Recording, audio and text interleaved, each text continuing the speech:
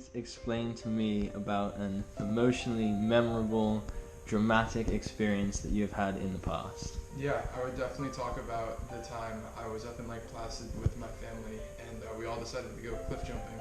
So there were like 3 different cliffs. One's almost 90 feet, one's like 13 feet, and one's in the middle. So we were under the impression we were just going to kind of go off the medium and little ones. But when we climbed up to the top, obviously we had to look over the edge of the tall one. And it just so happened that when I looked over the edge of the tall one, about 5 different boats or so happened to be right at the base of the cliff, and they all started, chanting, "You have to do it, you have to do it."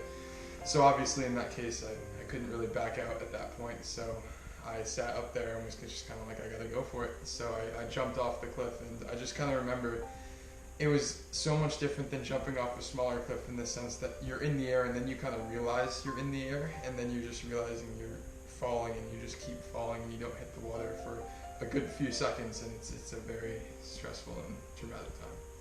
Do you have any idea of how tall the cliff was? I think the cliff was about 90 feet tall. 90 feet? Yeah.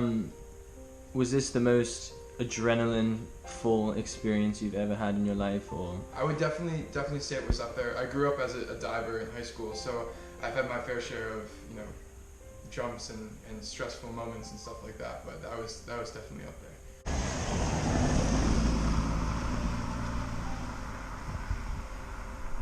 Can you please explain to me a life-altering, emotional, dramatic experience that you had to endure in the past?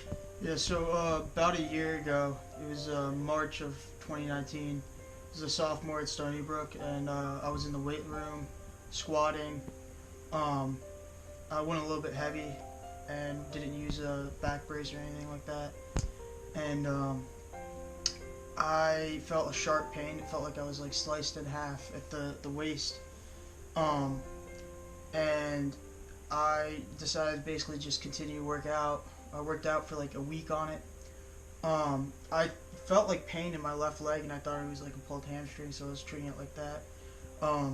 Long story short, it turned out I had a herniated disc, and the disc compressed the sciatic nerve going down to my left leg. And so a week later, when I woke up in the morning, I basically couldn't move my back at all. I could barely move my leg, and I was getting like shooting pain. I ended up going through 2 rounds of steroid injections, 3 months of bed rest, walking with a cane, and I was on nerve medication called Neurontin that made me groggy around the clock, a muscle relaxer because my leg was in spasm, and an antidepressant because I couldn't sleep because of all the pain. Physically and mentally, how did this experience change your life at the time? So physically, it was an absolute nightmare because they didn't give me. My mom's a physician; she's pretty conservative, so she didn't give me any type of pain management medications till about 2 months in. So for about 2 months, I got about 2 hours of sleep a night in 20-minute intervals. And the nerve pain gets a lot worse at night. So, and not being able to walk, obviously. And then mentally, ironically, as this happened, COVID had just began. And so I wasn't in any type of like jealousy or anxiety that I wasn't able to go to school that semester. But what did suck was like the lack of sleep definitely has a mental toll on you. I'd say at the end of it, the way I looked at it was that I was reminiscing about like how for a semester and a half I had all this opportunity to study, work, I'm healthy, and I really just valued my health, and so it definitely makes me work harder now and appreciate what I have. Nice, thank you.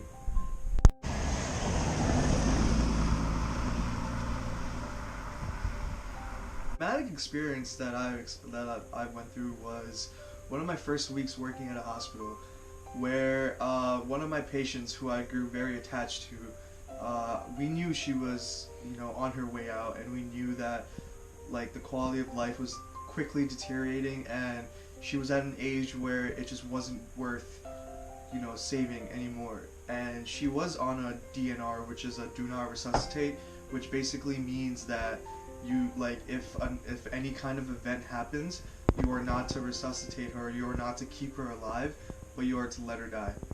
And the first time I ever experienced this was an 85-year-old woman who, you know, was having a massive cardiac event. She was in breathing pain. She was crying like, you know, this, like, help me, like, I'm like this, it feels like my body is burning, like, you know, do something, like, you know, like, you, like, save me. But with a DNR, you're legally not allowed to do anything. So I stood there and I watched her writhe in pain, holding her hand while she was coughing up bile and just going through a very bad experience. And and what no one told me, being one of my first weeks there, was that in those situations there's nothing you can do. You just leave the room, and you're not supposed to even be there. It's supposed to be a very intimate experience with the family and obviously, you know, the patient. But me not knowing there, I was frantically trying to, you know, get vital signs. I was trying to do something to ease the pain. I was holding her hand and trying to do something because it was all such a new experience to me, and I've never ever had to deal with this before.